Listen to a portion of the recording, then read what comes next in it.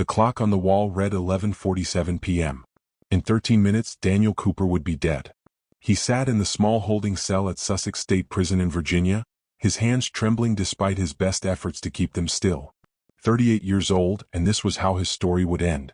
Not in a hospital bed surrounded by family, not growing old watching his daughter graduate college, get married, have children of her own.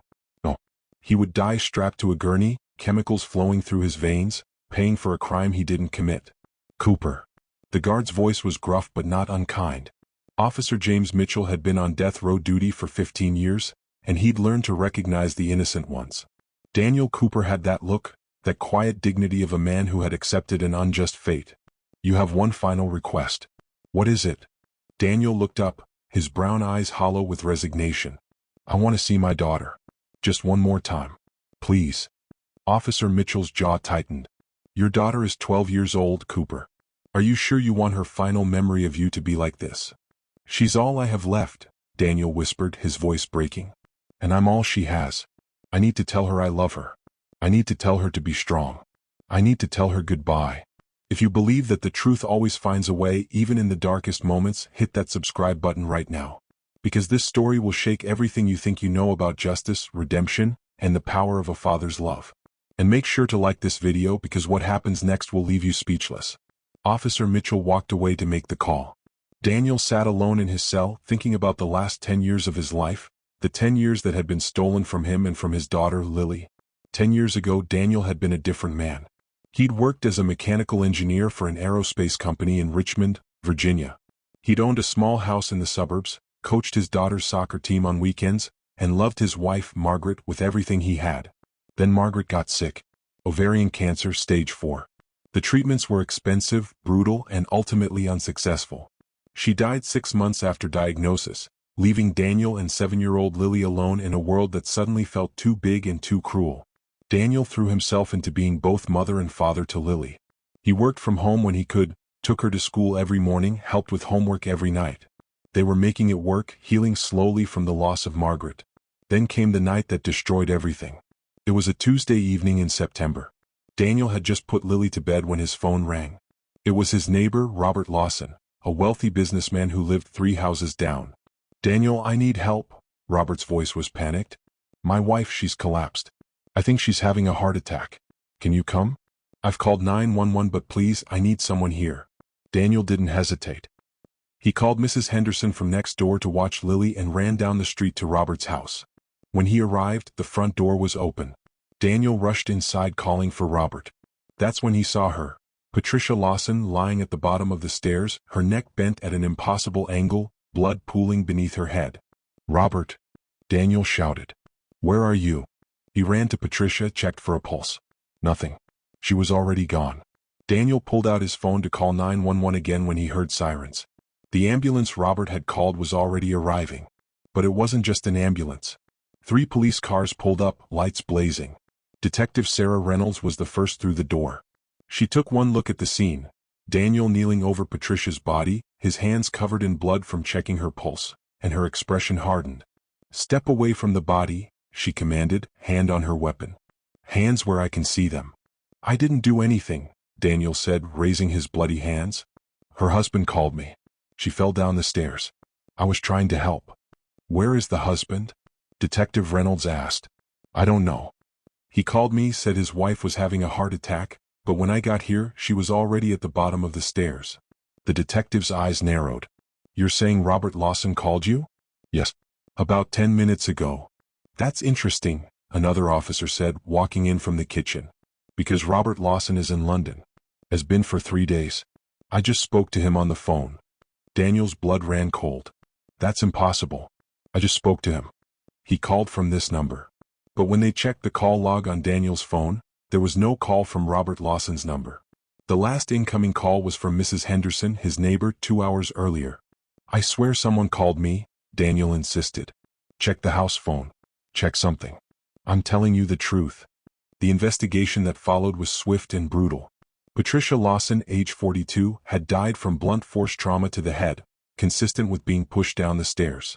The medical examiner estimated time of death at approximately 8:30 p.m., the exact time Daniel claimed he received a call that never appeared on his phone records. There were no signs of forced entry. Nothing was stolen. And Daniel's fingerprints were all over the house because he'd been there before, invited to dinner parties, neighborhood gatherings. But the most damning evidence was the murder weapon, a marble bookend from the Lawson study, found hidden in Daniel's garage 3 days later during a search. It had Patricia's blood on it and Daniel's fingerprints. "I've never seen that before in my life," Daniel told his court-appointed attorney, a tired public defender named Alan Webb who was handling 30 other cases. "Someone planted it. This is a setup." "Mr. Cooper, I believe you," Alan said, though his tone suggested otherwise. "But the evidence is overwhelming. The jury isn't going to believe a phantom phone call made you rush over to your neighbor's house at the exact moment she was murdered. They're going to think you did it." "But why would I kill Patricia Lawson? I barely knew her. We were just neighbors. This doesn't make any sense." Alan sighed. "The prosecution has a theory. They're saying you were having an affair with her, that she wanted to end it, and you killed her in a rage. That's insane. I loved my wife. Margaret had only been dead for 4 months. I wasn't having an affair with anyone." They found text messages on Patricia's phone. Messages from a burner phone that they're tracing back to you. Daniel's world tilted. "I never sent her any messages. I never owned a burner phone. Someone is framing me. Can't you see that?" But the jury couldn't see it. Or wouldn't. The trial lasted 3 weeks. The prosecution painted Daniel as a lonely widower who had developed an obsession with his wealthy, beautiful neighbor. They said he couldn't handle rejection, that he'd killed her in a moment of rage and tried to cover it up. The defense had nothing. No alibi, no alternative theory, no explanation for the evidence. Alan Webb did his best, but he was outmatched by the prosecution's team of experienced attorneys. The jury deliberated for 6 hours. They found Daniel Cooper guilty of first-degree murder. The judge sentenced him to death. "No," Daniel had shouted in the courtroom as deputies grabbed him. "I didn't do this. Someone set me up. Please, you have to believe me. My daughter needs me." But no one believed him. Not the jury, not the judge, not even his own attorney seemed fully convinced. In the gallery, 7-year-old Lily had sat with Mrs. Henderson, crying as her father was taken away. That was the last time Daniel saw her outside of prison walls. For 10 years, Daniel sat on death row, filing appeal after appeal. All were denied. He wrote letters to Lily every single day, but her guardian, Margaret's sister Rachel, intercepted most of them. She thought it was better if Lily forgot about her father, moved on with her life. "He's a murderer," Rachel told Lily whenever she asked about him. "You're better off without him." But Lily never forgot. She kept the few letters that managed to reach her hidden under her mattress. She read them late at night when Rachel was asleep, memorizing her father's words. "My dearest Lily, I want you to know that I am innocent. I know that's what everyone says, but it's true. I would never hurt anyone, and I would certainly never leave you on purpose. Someone took me away from you, and I'm fighting every day to come back. But if I can't, if the worst happens, I need you to know something. You are loved. You are strong. You are capable of anything you set your mind to. Don't let this break you. Don't let anger consume you. Be better than the people who did this to us. I love you more than all the stars in the sky." That. Now, 10 years later, Lily was 17 years old. She'd grown up without her father, raised by an aunt who resented the burden, in a town that whispered about her being the daughter of a killer. She'd learned to be tough, to fight back when kids at school taunted her. She'd thrown herself into her studies, determined to become a lawyer so she could help people like her father, people who had no one to fight for them. And tonight, after 10 years, she was finally going to see him again. One last time before they killed him. Officer Mitchell returned to Daniel's cell. "Your daughter is here. She's being processed through security now. You'll have 15 minutes. Daniel stood on shaky legs. "Thank you. Thank you so much." "Cooper," Mitchell said, his voice softer now. "For what it's worth, I've worked this job for 15 years. I've seen a lot of guilty men. You don't feel like one of them." "Then help me," Daniel pleaded. "There has to be something, some way to prove I'm innocent." Mitchell shook his head sadly. "It's too late. I'm sorry." He led Daniel to the visiting room, a small space divided by thick glass. Daniel sat down in the metal chair, his heart pounding. He hadn't seen Lily since she was 7. What would she look like now? Would she hate him? Would she believe he was innocent? The door on the other side opened and Lily walked in. Daniel's breath caught. She looked so much like Margaret. The same auburn hair, the same green eyes, the same determined set to her jaw. But she was taller now, almost a woman, and there was a hardness in her expression that broke his heart. This was what the world had done to his little girl. It had stolen her childhood and replaced it with pain. Lily sat down and picked up the phone. Daniel did the same, his hand trembling. For a long moment they just looked at each other. 10 years of separation, 10 years of stolen moments, compressed into this small room divided by glass. "Hi, baby girl," Daniel finally said, his voice cracking. Lily's eyes filled with tears, but she didn't let them fall. "Hi, Dad. You're so grown up. You're beautiful. You look just like your mom." "Aunt Rachel didn't want me to come," Lily said, her voice hard. "She said it would be better if I just forgot about you. That it would be easier." Daniel felt like he'd been punched. "And what do you want, Lily?" "I want the truth," she said fiercely. "Did you do it? Did you kill Mrs. Lawson?" Daniel looked his daughter straight in the eyes. "No. I swear on your mother's grave I did not kill that woman. I was set up, Lily. Someone framed me and I don't know why, but I've spent every day of the last 10 years trying to prove it." Lily studied his face, and Daniel could see her weighing his words, looking for any hint of deception. She'd learned not to trust easily. "I believe you," she finally said, and Daniel felt something break open in his chest. "I've always believed you, Dad. I read your letters. All of them. Aunt Rachel tried to keep them from me, but I found them. And I know you. You're not a killer." Daniel pressed his hand against the glass. "I'm so sorry, Lily. I'm sorry I couldn't be there for you. I'm sorry you had to grow up without me. I'm sorry for everything you've been through." Lily pressed her hand against the glass, matching his. "It's not your fault. None of this is your fault." "I wish I had more time," Daniel said, tears streaming down his face now. "I wish I could see you graduate, go to college, get married. I wish I could walk you down the aisle someday. I wish I could meet your children and be the grandfather I'll never get to be." "Don't talk like that," Lily said, but her voice was shaking. "There has to be something we can do. Some way to stop this." "It's too late, sweetheart. My execution is in less than 10 minutes. All my appeals have been exhausted. There's nothing left to do." "No," Lily said, her voice rising. "No, this isn't fair. You're innocent. They can't kill an innocent man." "Lily, listen to me." Daniel's voice was urgent now. "I need you to promise me something. Promise me you won't let this destroy you. Promise me you'll keep being the amazing, strong, brilliant person I know you are. Promise me you'll live a full, happy life." "I can't promise that," Lily sobbed. "How can I be happy when they're taking you away from me again? Because if you let them take your happiness too, then they win completely. And I won't let that happen. Your mother and I made you, Lily. You're our legacy. And you're going to do amazing things with your life. You're going to help people. You're going to make a difference. Promise me." Lily was crying openly now, her teenage toughness crumbling. "I promise, Dad. I promise. I love you, Lily Cooper. I have loved you every single day of your life, and I will love you wherever I go after this. I love you too, Dad." Officer Mitchell appeared at the door. "Time's up, Cooper." "No." Lily stood up, pressing herself against the glass. "Please, just a few more minutes. Please." "I'm sorry, miss. It's time." Daniel stood slowly, never taking his eyes off his daughter. "Be strong, baby girl. Be brave. And remember, I'm always with you. Dad, please." But Officer Mitchell was already leading Daniel away.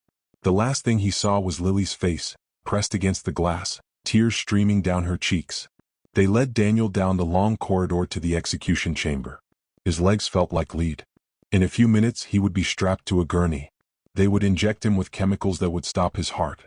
And he would die for a crime he didn't commit. He thought of Margaret, wondered if he would see her again.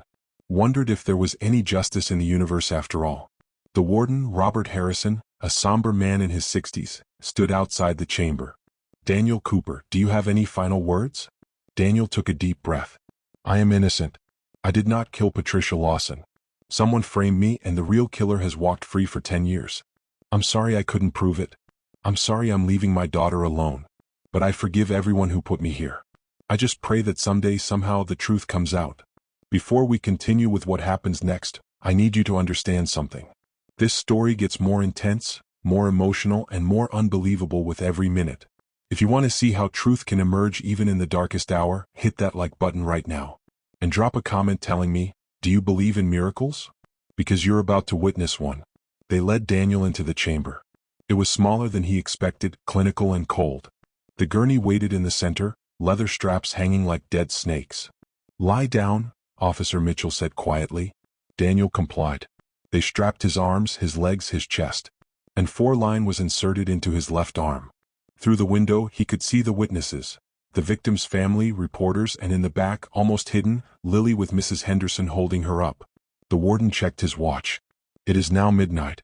We will proceed with the execution of Daniel Cooper, convicted of the murder of Patricia Lawson. The curtain between the execution chamber and the injection room was drawn. In a moment, the drugs would begin flowing. First, sodium thiopental to make him unconscious.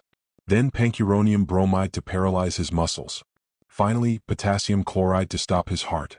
Daniel closed his eyes and whispered a prayer. Please God, take care of Lily. Please let her have a good life. Please. Suddenly, the door to the witness room burst open.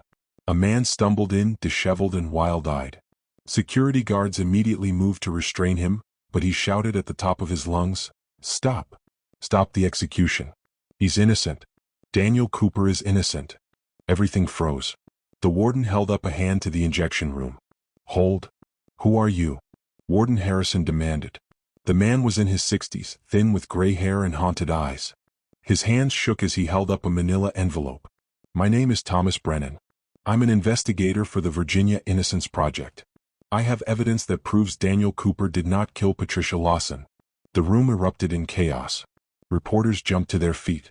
The Lawson family started shouting. Lily pressed herself against the window, hope and terror warring on her face.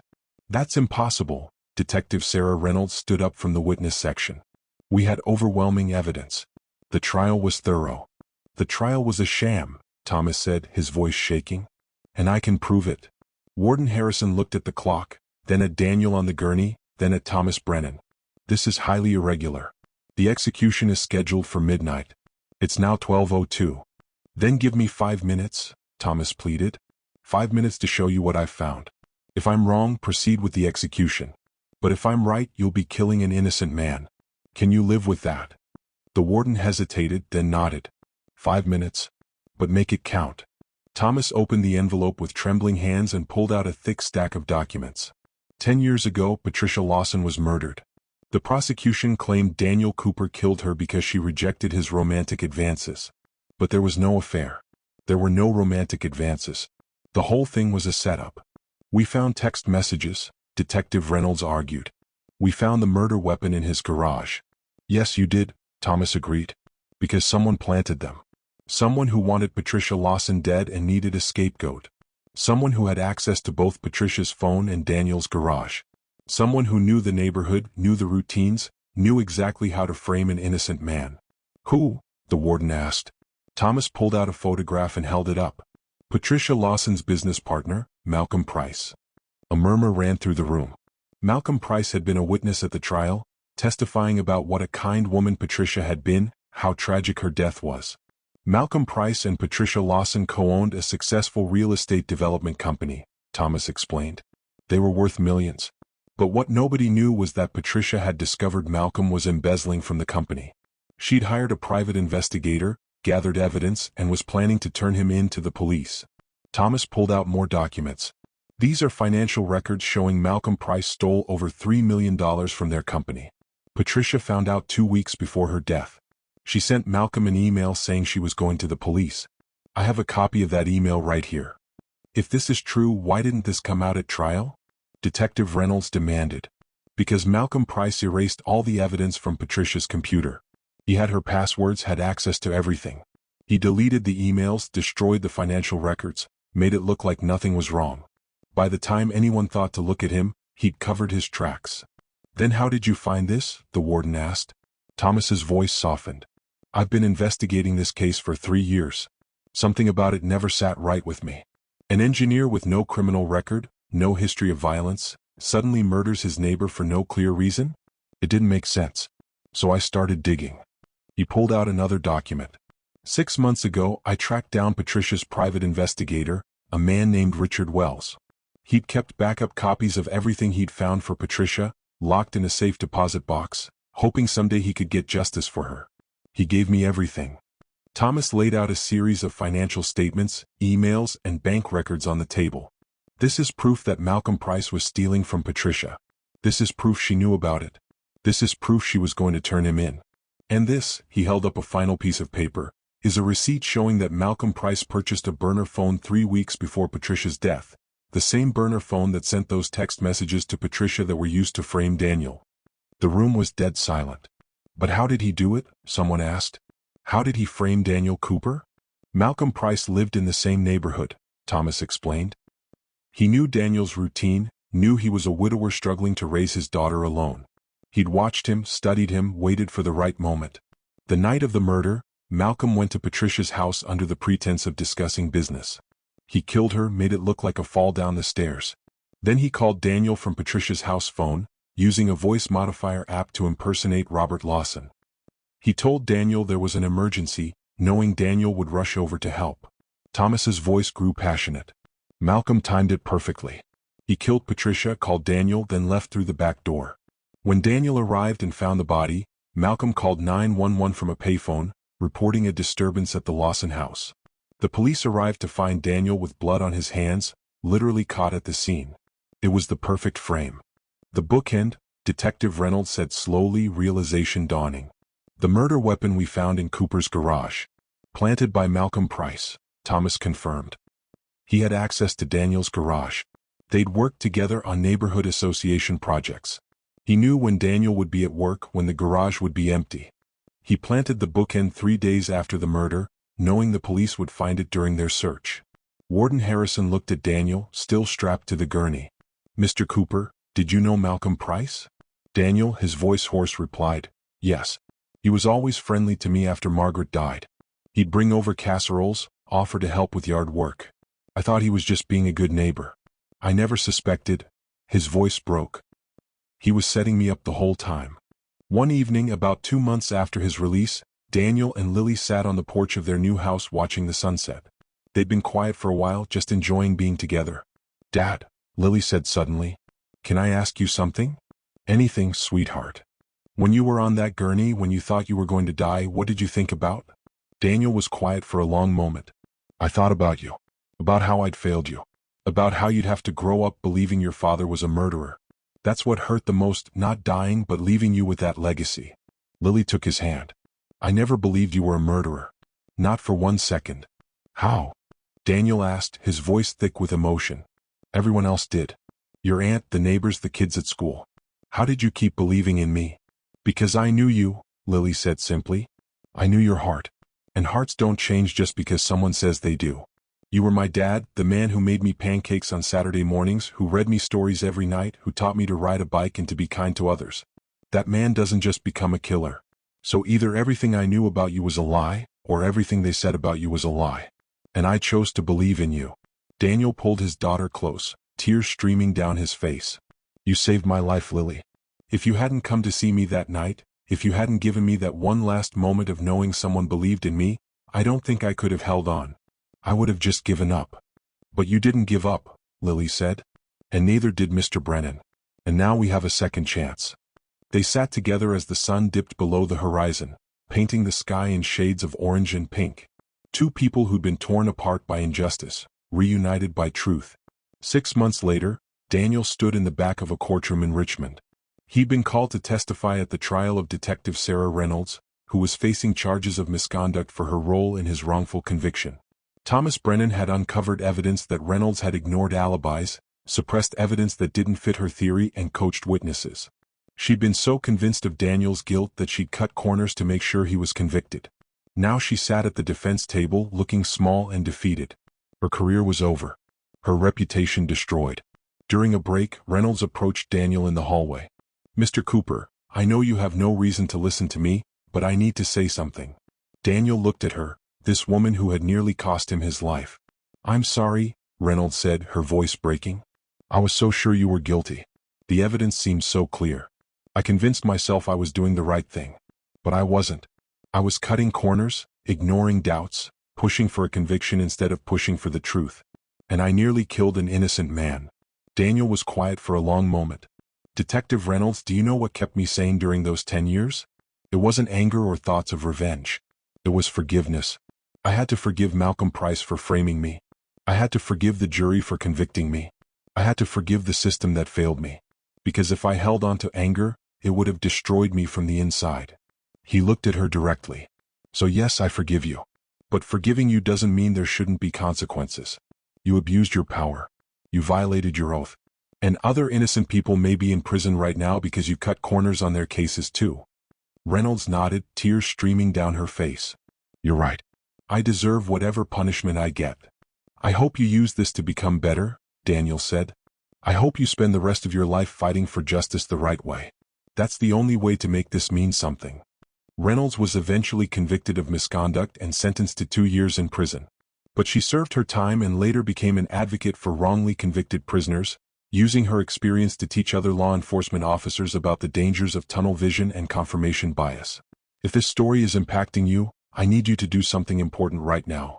Share this video with someone. Share it with a friend, a family member, someone who needs to hear that truth matters, that justice matters, that we should never stop fighting for what's right. And subscribe to this channel so you never miss another story that will challenge, inspire, and move you. 1 year after his release, Daniel stood at Margaret's grave. He hadn't been able to visit her in 10 years, hadn't been able to say goodbye properly. "Hi, Maggie," he said softly, kneeling by the headstone. "I'm sorry it took me so long to come see you. I've been busy. Dying, being resurrected, reconnecting with our daughter. You know, the usual." He smiled through his tears. "She's amazing, Maggie. Lily, our girl, she's so strong and so smart and so kind.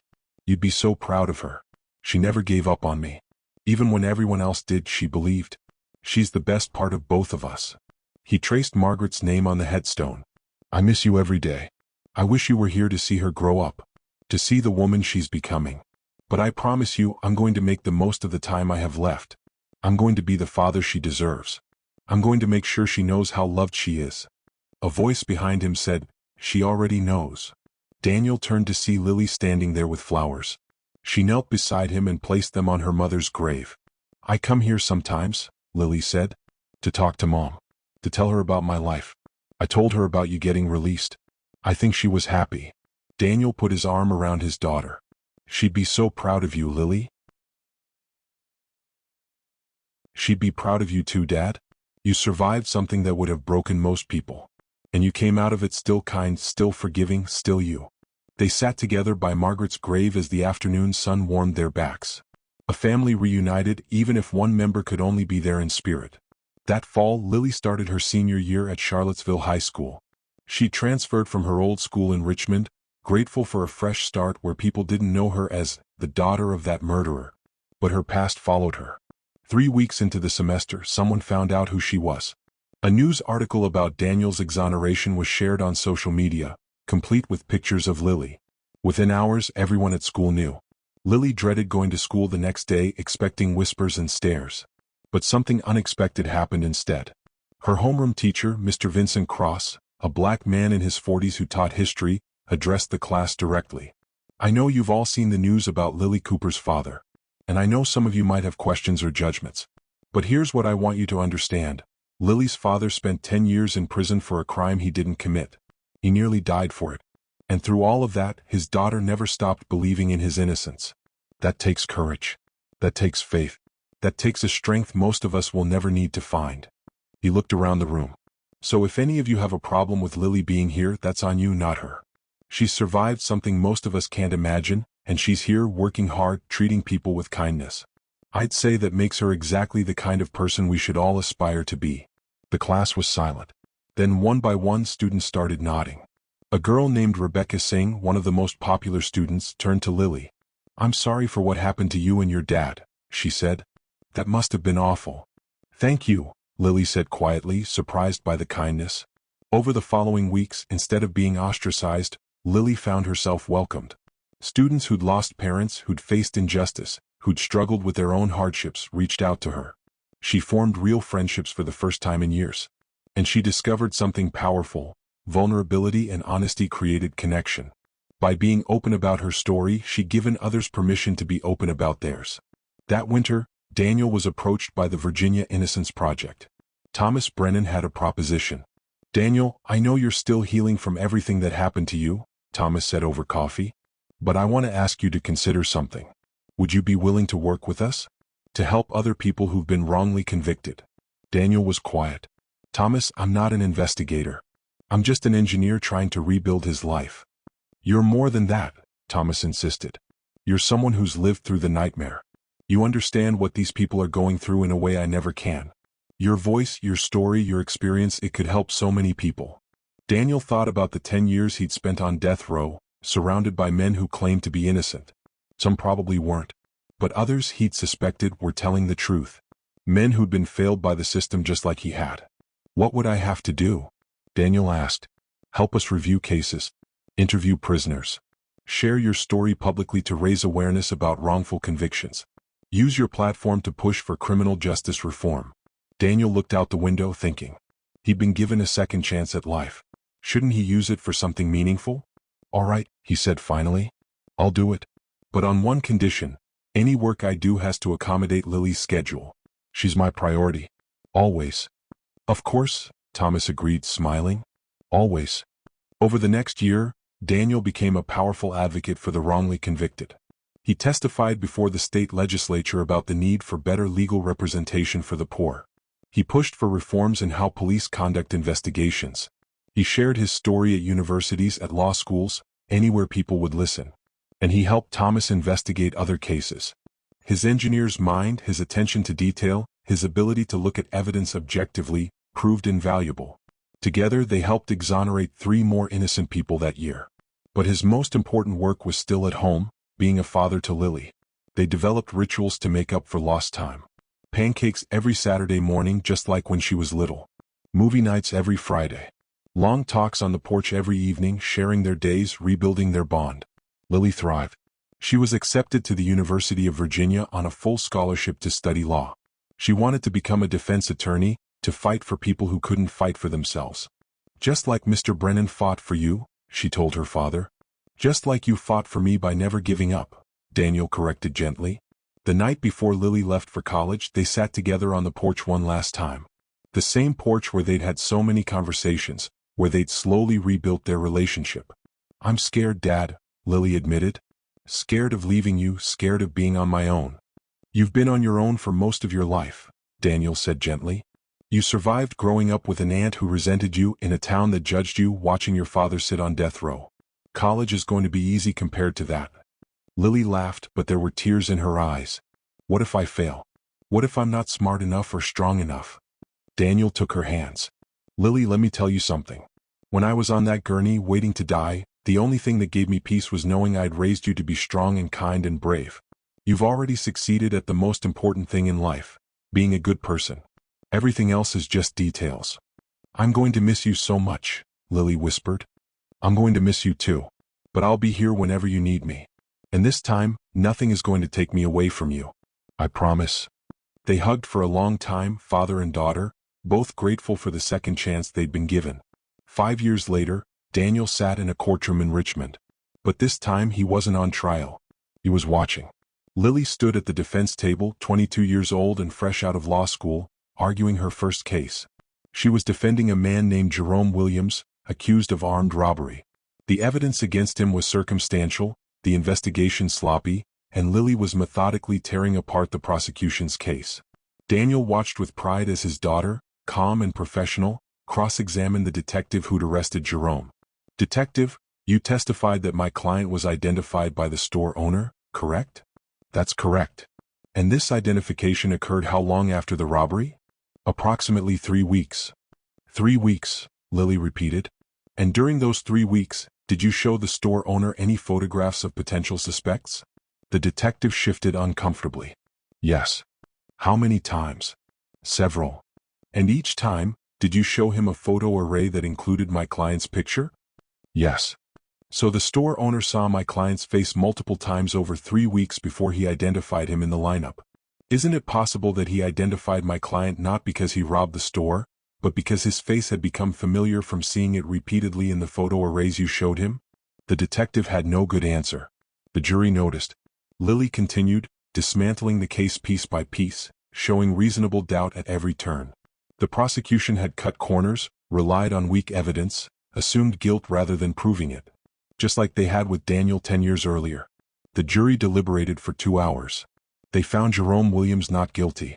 Afterward, Jerome, a young black man who'd been facing 15 years in prison, hugged Lily with tears streaming down his face. Thank you. Thank you for believing in me when nobody else would. That's what we do, Lily said firmly. We fight for the truth. Always. Later in the parking lot, Daniel hugged his daughter. I'm so proud of you, Lily. Your mother would be too. I learned from the best, Lily said. You taught me that believing in someone's innocence, even when the whole world says they're guilty, can save a life. You taught me that the truth matters more than convenience.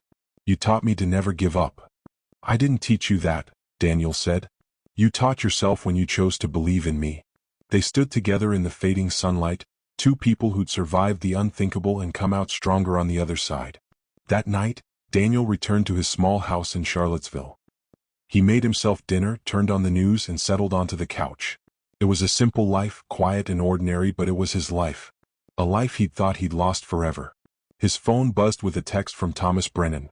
Another case for you to look at when you have time. Man in Petersburg, been in prison 15 years for a murder he swears he didn't commit. Something about it feels familiar. Daniel smiled and texted back, send me the files. I'll take a look. Because that was his purpose now. Not just living his second chance but helping others get theirs. He walked to the window and looked up at the stars. Somewhere up there, he liked to think Margaret was watching, proud of the man he'd become, proud of the woman their daughter had become. We did good, Maggie, he whispered to the night. Our girl, she's changing the world. One innocent person at a time. A shooting star streaked across the sky and Daniel smiled. He chose to believe it was Margaret's way of saying she agreed. 10 years after he should have died, Daniel Cooper was more alive than ever. He'd lost a decade of his life, but he'd gained something invaluable. The knowledge that truth, no matter how long it takes, always finds a way to surface. And sometimes when all hope seems lost, when the darkness feels overwhelming, a miracle happens. Not because we deserve it, but because someone, somewhere, refuses to give up. Someone keeps fighting. Someone keeps believing. For Daniel, that someone was his daughter. For Jerome Williams, it was Lily. And for countless others waiting in cells across the country, swearing they're innocent, hoping someone will believe them, that someone might be you. Because justice isn't just a system. It's a choice we make every single day. The choice to seek truth instead of convenience. The choice to believe in innocence until guilt is proven. The choice to fight for those who can't fight for themselves. Daniel Cooper learned that the hard way. And now, with every year, every case, every life he helped save, he's making sure his 10 stolen years weren't wasted. They were preparation for a greater purpose. The end. If this story moved you, if it made you think differently about justice, about the death penalty, about the wrongly convicted, then you need to do something right now. Subscribe to this channel because we're going to keep telling stories that matter, stories that challenge us, stories that remind us of our shared humanity. Like this video so the algorithm knows you want more content like this. Share it with everyone you know. Because somewhere out there, there's a Daniel Cooper waiting for someone to believe in him. There's a Lily fighting for her father. There's a Thomas Brennan racing against time to find the truth. And maybe, just maybe, this story will inspire you to be part of the solution. To question. To investigate. To care. Drop a comment below telling me, what would you have done if you were on that jury? Would you have convicted Daniel based on the evidence presented? Or would you have had reasonable doubt? Be honest with yourself. Thank you for watching until the very end. Your time matters, and I hope this story reminded you that truth matters too. Even when it takes 10 years, even when it comes down to 13 minutes, even when all hope seems lost, truth always finds a way. See you in the next video where we'll share another story of courage, redemption, and the power of never giving up. Remember, sometimes the difference between life and death is one person who refuses to stop believing. Be that person for someone in your life. Until next time, stay strong, stay just, and never stop fighting for what's right.